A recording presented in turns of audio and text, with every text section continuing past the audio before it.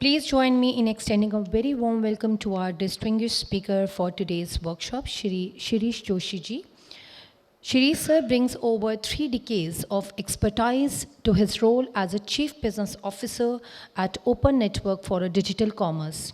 He has worked across geographics, cultures, and a business scale. And Shri sir will give overview on categorizing data governance through Open Network.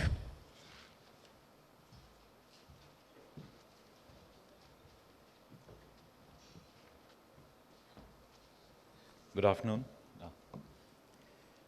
I first want to thank Alka ji for inviting me here, and my warm regards to all the distinguished panelists. I hope to share my thoughts from ONDC on how we think about data and data governance, and there are 5 themes, so I'll talk about each of those 5 themes. Yeah, we can go to the next one. First theme is standardization. Now, when you have commerce, you cannot have people describing objects differently. Now, we don't want to be rigid about it because what is Golgappa in Delhi is Pani Puri in Bombay, is Puchka in Kolkata, they're all the same thing. But if you have standardization, then both the parties involved in any transaction know the data in the same fashion. So first part is what we call taxonomy. Each time we enable a domain, a category of product or category of services, we examine what is the terminology, we create a standardized taxonomy, and that becomes the information that needs to get exchanged. Even how the information should get exchanged is standardized through protocols. So there are standard protocol calls, what is search, what is initialization, what is confirmation. So the exchange of information is also standardized so that anybody who is participating in this is able to participate without any extra effort. And you will appreciate this standardization from a simple everyday use that we do, Bluetooth. So if we are sending a picture to a friend via Bluetooth, we don't have to worry about any technical knowledge, technical information. We click on the icon, the party is enabled, and a picture or whatever video we are sending travels. So the standardization helps anybody interact with anyone and makes it easy to join, easy to participate, and easy to benefit from an expansion. Third concept in this is flow. So first we spoke of what is the data, second, how is it exchanged, third is flow or sequence. In every transaction, there is a sequence. Something happens first, something happens next. Sometimes things can go in any particular sequence. Also, what details are required. So when I'm buying, let's say, an item like a pen, I don't need to give detailed information about myself. But if I'm buying a jacket, I better tell that I'm a male and size XL, otherwise I'll get the wrong item. So there is a flow and a sequence. In business to business, additional information is required. What is the quantum of order? Because the price may change. Is there a special packing required? That may change the logistics and packing fees. Right? Eventually, there might be a request for quotation. Now, as consumer purchasers, we don't request for quotation. So standardize the information to be done, standardize the method by which it will be exchanged, and standardize the sequence so that everybody is able to transact equally. Second theme is compartmentalization. This is particularly important from a security standpoint. So all data is not available to everyone. In fact, one of the questions we get asked very common in presentations is, so now that all data is available to everyone, where is the security? Well, first of all data is not even available with us. Right?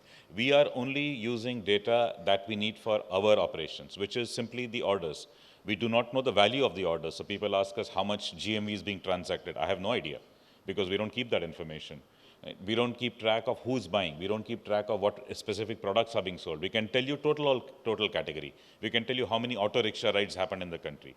But we can't tell you who went from which address to which address. That we cannot tell you. So that's for us. Similarly, for the applications which are on the network. Right? Each application only has access to the data that they are generating. So they are the source. Right? So when you are as a shopper on a buyer application, whatever activities you are doing before you finalize your search, only that application knows. When you as a buyer use a different application to go and do shopping, the first application will not know what you did on the second one. The second will not know what you did on the first one. Right? As a seller, you received a search. Somebody was looking for, I spoke of pen, let's say a pen. I want a whiteboard marker in black color. So a stationery shop will know, okay, a request came. And you may say, yes, I have a catalog entry and I respond to that. But if I don't get the order, I will not know whether they bought the same product from somebody else or did not buy at all, or forgot about it, or changed the details, because that's not related to me. So compartmentalization is very key to ensure that there is no leakage and that only if you are the source, you have the right, legitimate right to that data. Otherwise, you do not. And also, what is the compliance? So laws of the land apply even to digital networks. Consumer affair law, for example, is valid for online as well as offline. So every law related to data that comes up in the country automatically becomes applicable to ONDC as well. So we don't make our own laws on data governance, laws of the land apply. So law, purpose, and source are three kind of key dimensions as we think about compartmentalization. Next idea is democratization. That, in fact, is the purpose for which ONDC was set up, to have everybody participate in commerce equally. Now, one of the problems in the existing e-commerce system, which is a platform-based e-commerce system, is data asymmetry, because the platforms have access to all the data, and the only thing, let's say, a seller knows, for example, is what items they sold. They have no idea what is taking place in their category, what is being searched for, what are popular items. They have no information. So they have no ability to scale themselves. On the other hand, there are also risks to them, which is their data is available to the platform which can make use of it, but in turn, they do not have access to that data. What ONDC is doing is first democratizing it at a central level, and then encouraging democratization at a decentralized level. At the centralized level, what we are doing is we are creating an anonymized aggregated pool. So there is no PI information, there is no competitive sensitive information, but there is a total aggregate information, because this will help people understand and build their own strategies. So if I tell you that the amount of garments being sold in Rajasthan has gone up 30%, whereas the amount of garments being sold in Gujarat has gone down by 10%. It doesn't tell you who's buying. It doesn't tell you which brands are doing well. It doesn't tell you which sellers are doing well. But it still gives you enough information to say, oh, maybe I should open a shop in Rajasthan, or I might want to expand in Rajasthan.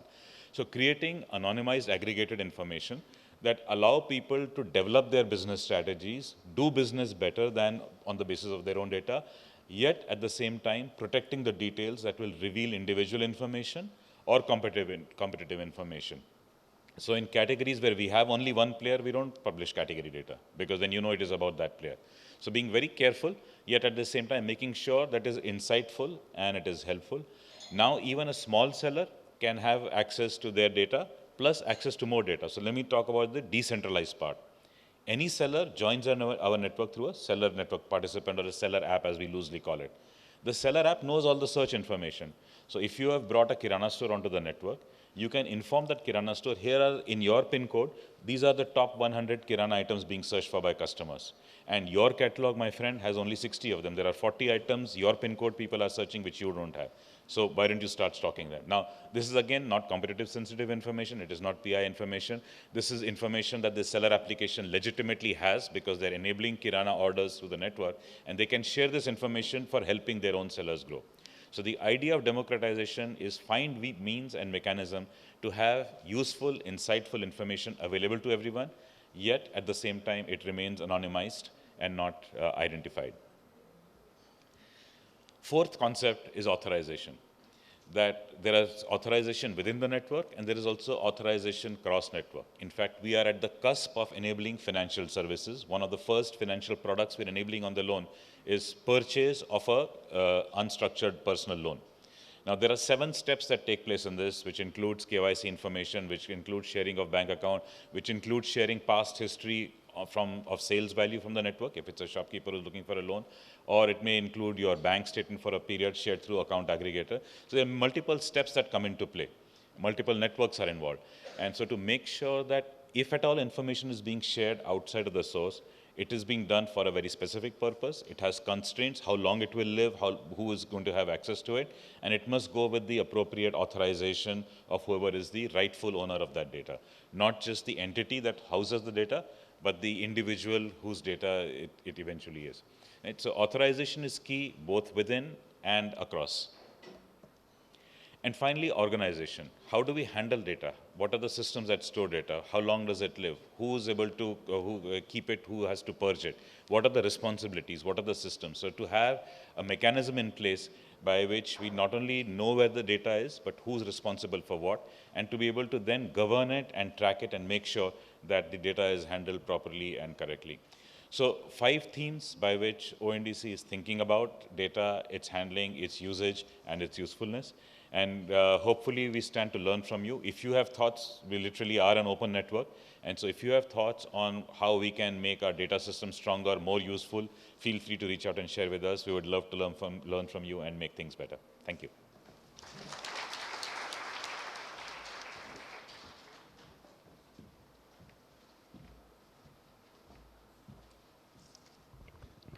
Thank you so much, sir.